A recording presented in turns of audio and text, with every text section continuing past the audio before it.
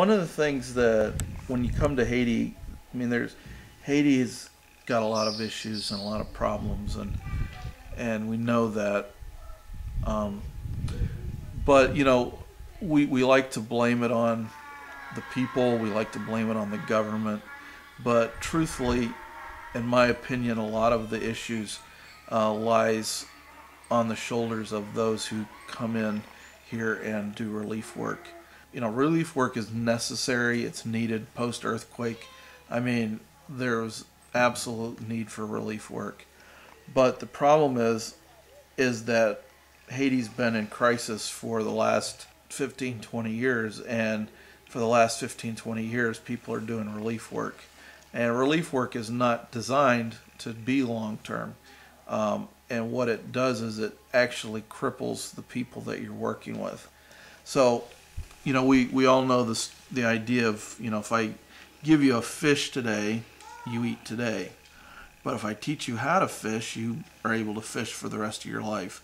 And so that's kind of the difference between relief and development. Relief work, we got feeding programs and we're giving out stuff, and that's great, but in the long term it cripples the society because it becomes a welfare state, and it becomes dependent on the outside resources. And so what we're trying to do here is very much the opposite of that.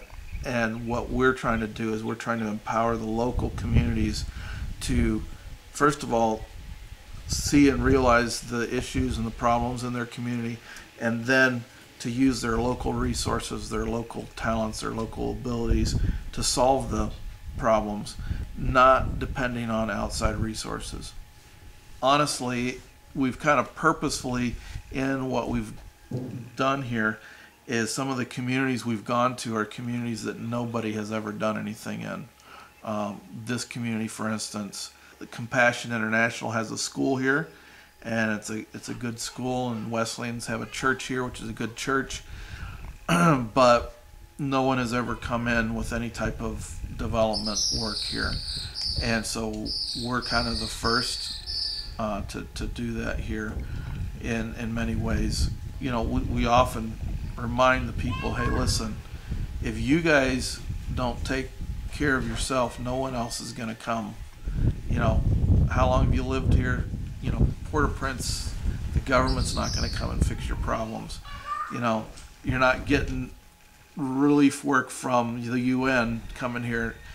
You're responsible for your own thing. And so in doing that, we're trying to break that dependency on outside resources, and to really get them thinking about how can we do our own thing, how can we help ourselves, how can we become developed in our own abilities and our own skills. From time to time there is a need for outside resources, and we're doing that with the latrines, where we're doing our best to offer a bag of cement to each family who digs a latrine. I just give them the one piece that is the most difficult maybe for them to get because of money. The rest of it, they have to do that themselves.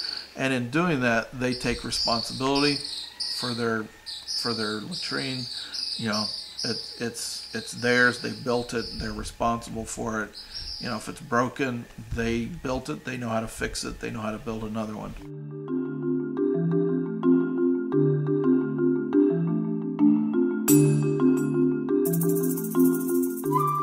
Basically, how the CHE project works is that it's community-based, it's community-led. We come in to a community and we offer our services to help them. They develop a committee that oversees the project. The committee becomes the accountability part of the project. The committee chooses a group of agents who then are responsible to go from family to family and do training in the different areas of what we're teaching on. So, basically what we start out with, we start out with how to purify water. We work on sanitation. We work with nutrition. There's, when you look at overall illnesses in Haiti or in most third world countries, the ailments and illnesses are directly related to nutrition, sanitation. Malnutrition is a huge problem. As a baby, if you have malnutrition, then you have chronic problems throughout your lifespan. So preventing or treating malnutrition is very important. So teaching people about nutrition, how to substitute, how to make sure that you have a well-balanced diet. It's not just eating rice and beans, which is wonderful and good here in Haiti, but you need vegetables to give you the vitamins that you need. You got to have fruits, you got to have meat, you have to have some sort of protein thing. And moringa is a tree that grows here that has, the leaves have a very high concentration of protein in it that's rivals soybean. And in fact, from some of the studies and things I've read, it's better than soybean because the amino acids are not as complex as soybean. A lot of people have allergies to soy, and there's very little or any allergies to moringa. But it has all 9 essential amino acids, which are essential for human growth and development. So, we teach people about that. We try to get that involved. But then, right with it, and almost and sometimes more importantly, is the sanitation thing. So that's dealing with clean water. Water is a huge issue on this island here. Fortunately, we have some great organizations that are working alongside us, such as Haiti Outreach, who go around and drill wells and basically set up community-based well projects. And hopefully the next month they're going to be drilling one here, about a mile or so over that direction. They've drilled one, and they're hopefully pretty soon are going to have their well house, their pump house on it, and be able to inaugurate it and get it running. So hopefully by summertime there's going to be that same thing here, which provides water. Currently, end of the dry season, everybody's water basin's empty. They're walking somewhere between 3 to 5 miles to get water. So that's a pretty long hike to go get yourself a drink. So having a well here is going to be essential and very vital. But then even with having a well, most well water in Haiti is considered contaminated just because of pollution. And you've got wells, multiple wells dug into the same aquifer, on this island, and so there's past contaminations, there's current contamination. So you have to learn how to purify your water.